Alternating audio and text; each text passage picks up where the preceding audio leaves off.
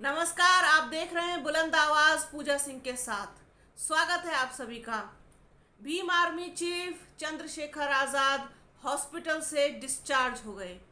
इसके बाद उन्होंने मीडिया से बात करते हुए जो कुछ भी कहा वो बेहद संवेदनशील है और बहुत ही ज़्यादा गंभीर बातें उन्होंने कही हैं। उन्होंने एक सवाल का जवाब देते हुए कहा कि ये हमला कोई पहली बार नहीं हुआ है, ये हमला कोई नया नहीं है, ये हमला चंद्रशेखर आज़ाद पर नहीं हुआ, ये हमला सदियों से होता आ रहा है शोषितों पर, वंचितों पर और दलित समाज पर। ये कोई नई बात नहीं है और इससे तो समझ लीजिए कि दलित समाज के जो लोग हैं वो हमेशा से ही इस उत्पीड़न को झेलते हुए आ रहे हैं, सहते हुए आ रहे हैं। इसके बाद उन्होंने कहा कि उत्तर प्रदेश में जिस तरीके की कानून व्यवस्था है उसमें योगी आदित्यनाथ जो हैं वो बिल्कुल फेल हैं और पूरी सिस्टम जो है लॉ एंड ऑर्डर का वो फेल साबित हुआ है कि आप जो है अपने ही प्रदेश के लोगों की सुरक्षा नहीं कर पा रहे हैं। और जबकि दावा आप ये करते हैं कि प्रदेश को भय मुक्त बना दिया है, अपराधियों से मुक्त कर दिया गया है, अब किसी भी तरीके का कोई डर या खतरा प्रदेश में नहीं है, इस बात की पोल खोलती है ये घटना। साथ ही उन्होंने ये भी कहा कि इस मामले का, इस घटना का कोई भी संज्ञान मुख्यमंत्री ने अभी तक नहीं लिया है।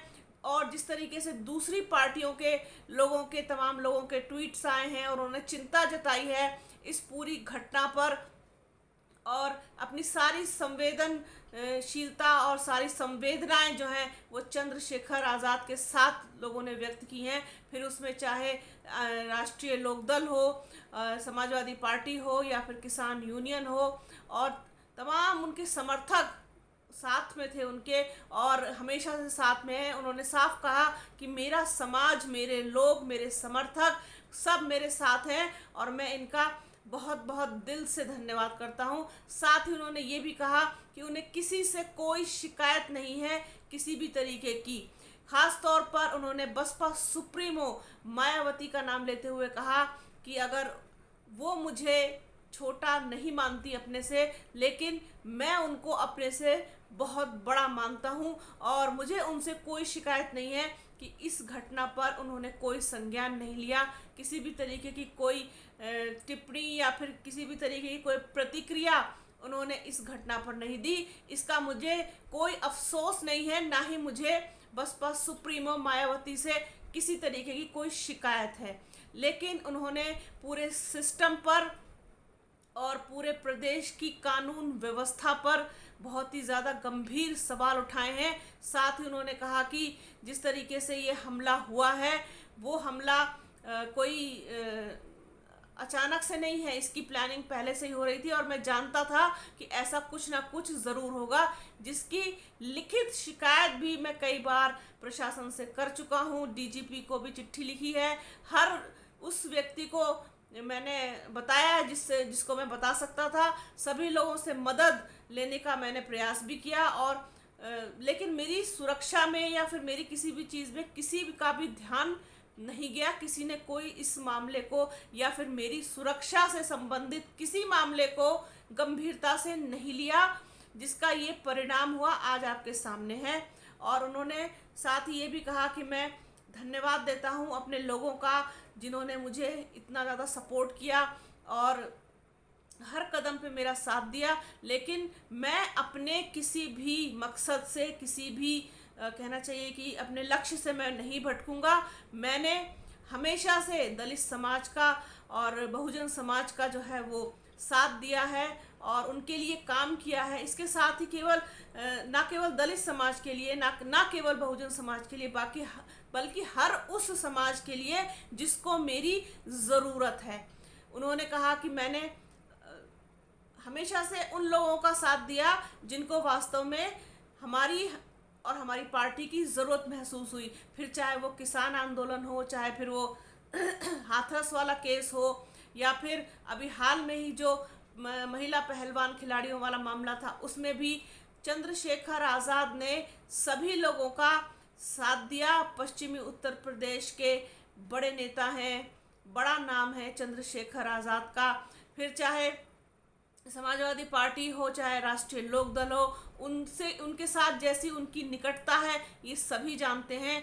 और जिस तरीके से ये हमला हुआ है वास्तव में ये बहुत ही ज़्यादा कायराना हरकत है। और चंद्रशेखर आज़ाद बस बाल बाल बच गए, कोई बड़ी घटना या बड़ी अनहोनी नहीं हुई, इस बात का बहुत ही इत्मीनान है।